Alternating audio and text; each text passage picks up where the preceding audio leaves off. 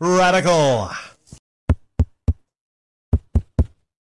So basically, EA has a team called One Team Partners that are going to help them be as equitable and inclusive as possible in an effort to get these players paid.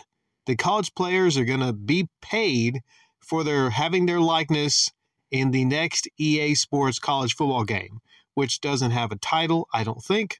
It will be releasing next year in the summer of next year. So that's good to hear. It's good to hear that the college players are actually going to get paid for having their likeness in some video games.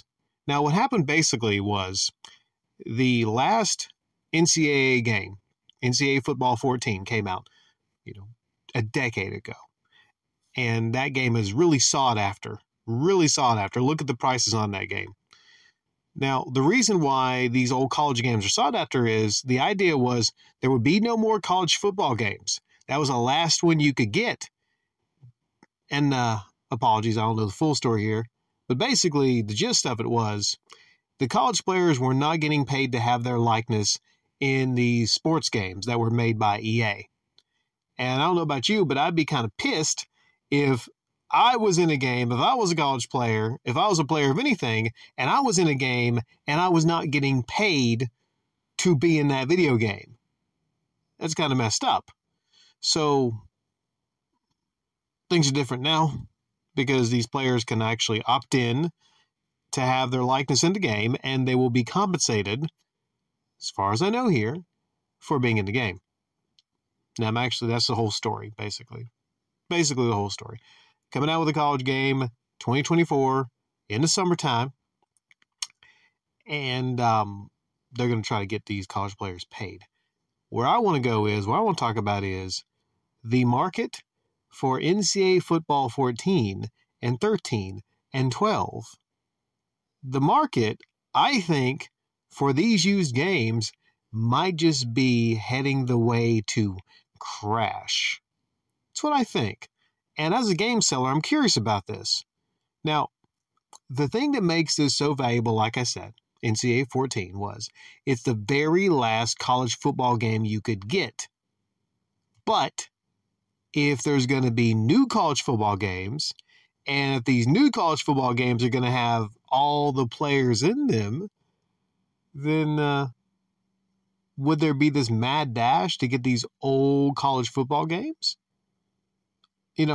I just don't see them holding on to their same value because, people don't go back and the Madden football games are not valuable. I know some people might say, okay, they made a shit ton of Madden games and maybe it's rarity of these NCAA games. But I would say what's driving the rarity of the NCAA games, outside of maybe that one called Inside Drive, the one with Kevin Durant, I think, on the cover. I believe it's a super rare basketball game. But I think what's the primary driver of the value of these football games is you can't get any more college games. Same thing with the boxing game. Like the last boxing game they released on 360, I believe, has some value because you can't get any more boxing games. But when you get this new game come out, I'm curious to see how low it's going to go. Because I don't think it's going to go higher. Some of you might say, well, wouldn't that hypothetically draw more interest into NCAA 14 and these older college football games? If so, maybe just temporarily, because people are excited about the college sports again. But so I'm not a gaming industry insider. But if I was giving you all a tip, I would say maybe sell high. Get rid of your copies of NCAA Football 14 while you can get a good bit of money for them before next year. Unless you have like a sealed copy or something like that. If it's sealed, then that might always maintain its value.